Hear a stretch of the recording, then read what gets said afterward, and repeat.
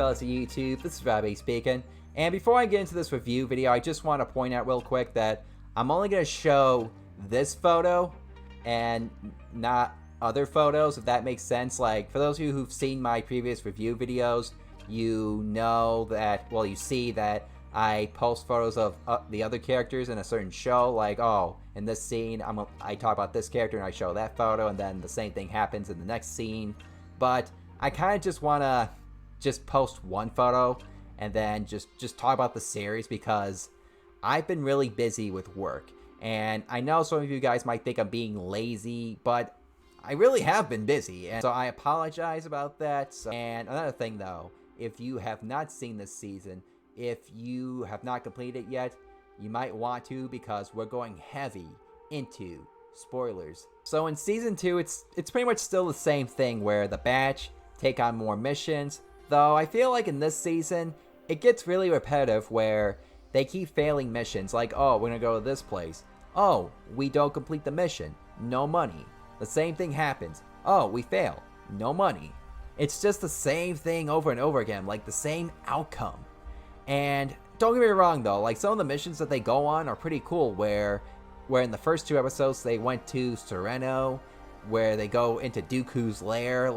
We see in a later episode where Darth Sidious, aka Palpatine, has transitioned clone troopers to stormtroopers, and that the clones that are getting defected are going to this lab. We've seen this happen with Crosshair. Maybe it'll happen to Cody, which would scare me, because Cody doesn't deserve this. Like, he just doesn't. It really is getting really, really grim, especially for the clones. Speaking of familiar faces, we see Gungi, the Wookiee youngling, again. I was so happy to see him also have chemistry with the Bad Batch, to him returning to Kashyyyk to his kind. It shows us that he may have a happy ending. But what about his classmates? We may never see what happened to his classmates. They may have perished, which is probably the most likely assumption, or maybe they got away on their own, but not seeing that, not knowing that, is enough to scare us all. One of the things that I feel like this season improved on compared to the last season was fleshing out the Bad Batch a bit more. I felt like in the last season that it was more of the Hunter Omega show, and that the rest of the Bad Batch was just there. This one, Tech and Echo, they get so much development and so much depth. Let's talk about Echo first.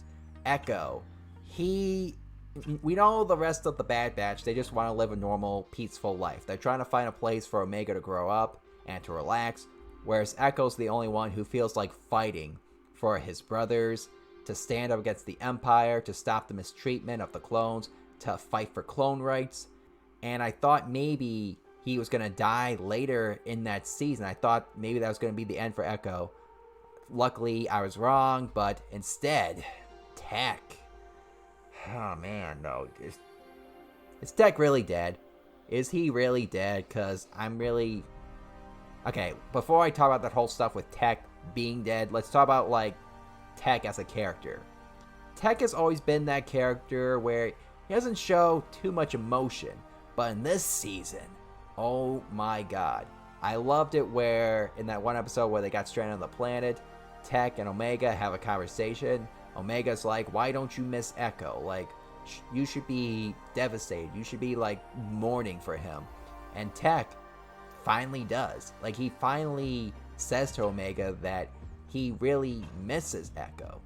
And it just the voice acting from D. Bradley Baker, how he knows how to give personality to these clones, the way he does it for Tech, it was just amazing. Tech truly developed in this season. Like, he really did. He went from being a character that didn't have too much emotion to a character that had so much personality.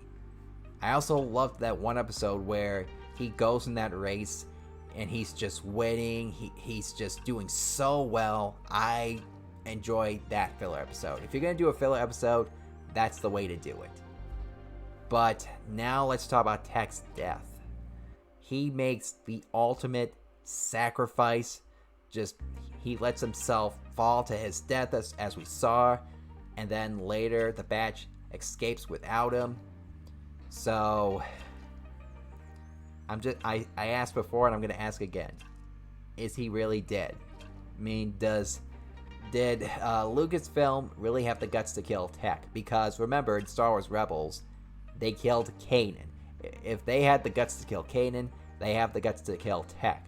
But maybe Tech could be experimented on. He could be somewhere else, or he may be dead officially. But we can't catch a break from Tech's death because right after that, Sid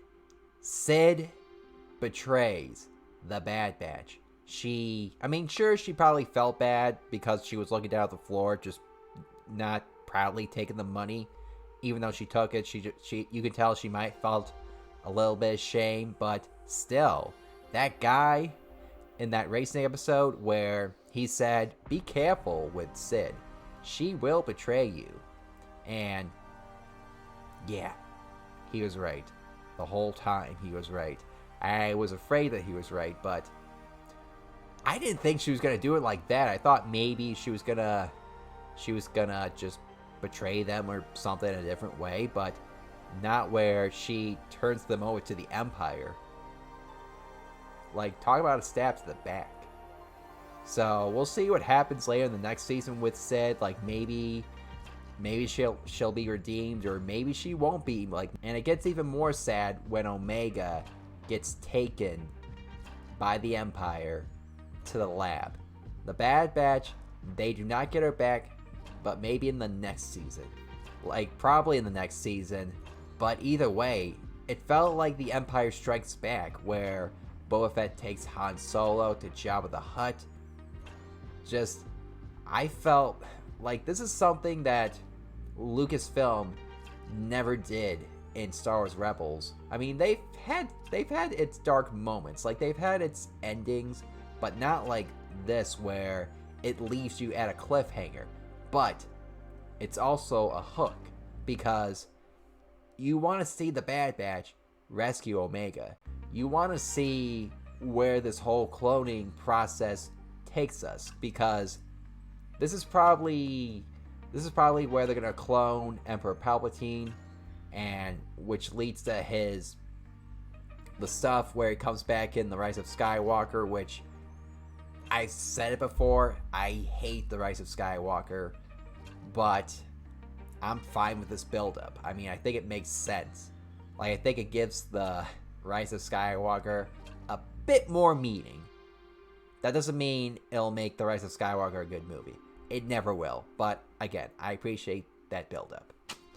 So, another thing though, in the finale, in the very last scene, we see this scientist, this Imperial scientist. Turns out she's a female clone, which I was not expecting. So, we'll see how she fits into the next season. I just can't get over that finale. It was just very, very ballsy, and I'll give that to Lucasfilm. Like, good job on that. 8 out of 10. Just the season in general. Just hopefully they do less filler and more on the story heavy moments. But that's pretty much it though. Other than that, the rest, keep doing what you're doing. And you may have a really, really good season. Maybe even better than some of the other stuff that you've done lately. Like, don't get me wrong, like, I've enjoyed some of the other Star Wars stuff that we've gotten in the past, like Andor, I really enjoyed. Tales of the Jedi with Dooku, I really enjoyed those, which you guys already know my opinion on those.